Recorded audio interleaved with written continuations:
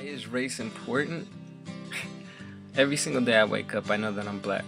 I have insecurities on top of insecurities because of the color of my skin. I used to pray on a nightly basis that I would wake up light-skinned. I mean, I'm dark. I even hate being on camera. I'm so dark. And it's such a huge obstacle for me to deal with every single day, and I'm not exaggerating. So when somebody says that race isn't important or race doesn't matter, I say that you're one lucky person, that you don't have to deal with this. I'm not saying that every black person goes through what I go through, because my insecurity is unique and special to me. But to not even acknowledge that race exists, I think that's naive. I think there's a lot of people out there who race affects on a daily basis.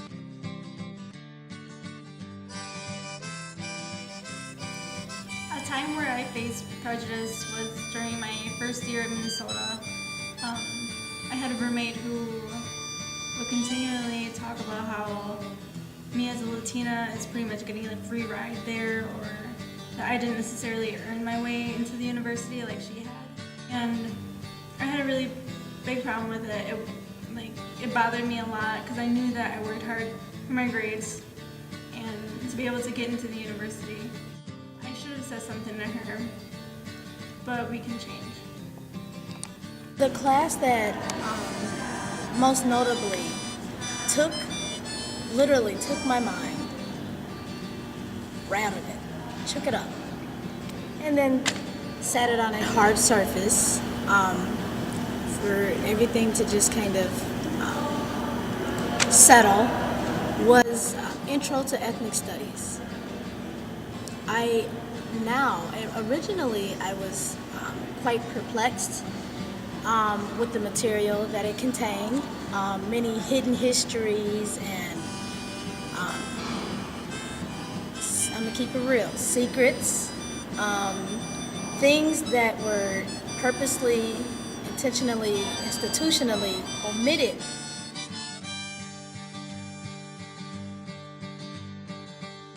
Something that's happened to me recently, I was at the laundromat not too long ago with my wife, and all of a sudden I was approached by an elderly white woman, and she came up to me very subtly and said, "It's got a lot darker in here in the last 10 minutes."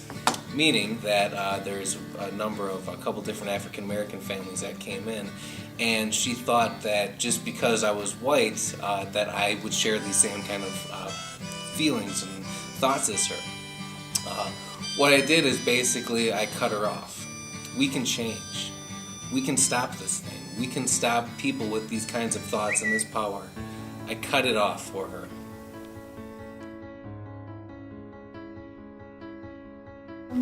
One of the most recent times I can remember where I came in contact with race was actually, believe it or not, was last week.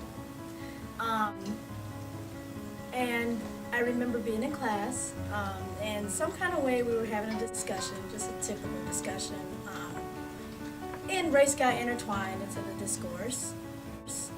And someone had just very seldomly kind of asked, what did race have to do with the discourse? And I remember the first thing that came to my mind is that race is ubiquitous.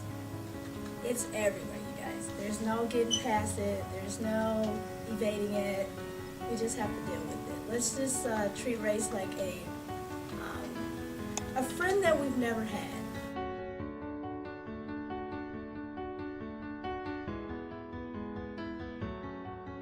One of the most influential classes I've had here at Parkside was a 300 level ethnic studies class I had with Dr. Ed Schmidt. Basically in the class we read personal stories and personal histories about many different cultural groups that have come to the United States.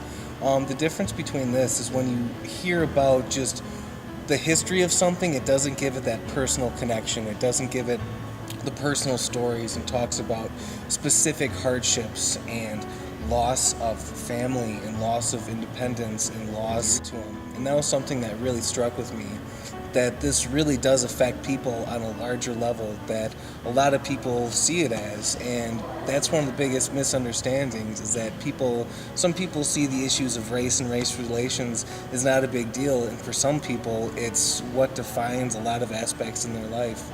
And that's something that I found very interesting about the ethnic studies. It's the acronym for Office of Multicultural Student Affairs. OMSA is kind of like my home away from home when I come to Parkside. It's a place where any race, any gender, anybody, it's just a place to go and study, and a place like that. But for me, because it seems more intimate for me, because I am probably sought as a minority. So it's a place where I can really feel embraced, in a sense. I can feel that generally all over Parkside, but especially, particularly in OMSA. I experienced racism as an adult was when I was working at a hardware store. I sell carpet and sheet vinyl, all kind of flooring goods. I work in the flooring department.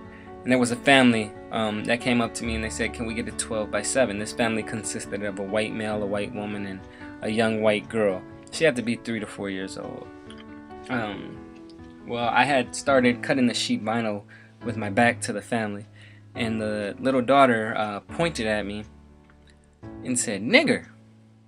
I looked back over my shoulder and I made eye contact with her, and she said, "Mom, look, nigger." And I didn't know what to do.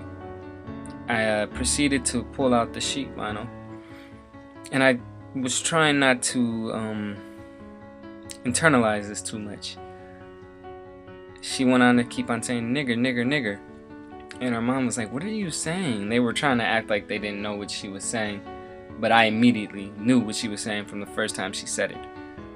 But I kept pulling the sheet vinyl out because I didn't know what to do. I didn't want to say anything to the kid. I couldn't even look the dad in the eyes. I couldn't look the mom in the eyes. The mom took the daughter away. And the dad then walked up to me and he said, "You know, I don't know where she learned that. She has a racist aunt, so that's who she probably learned it from." And I said, "Yeah, you know, it happens." That moment was one of the toughest racial moments I can remember. I never really felt power from the word before, but at that particular moment, I knew what nigger could mean and what it probably meant to many black people back in the day on a small level. So this is the start of our digital stories.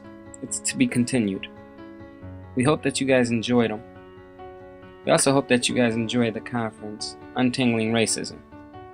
We appreciate you for your time, and hopefully you learned something new today. Be sure to fill out the surveys and leave honest responses. From all the ethnic studies minors, thank you. We appreciate your time.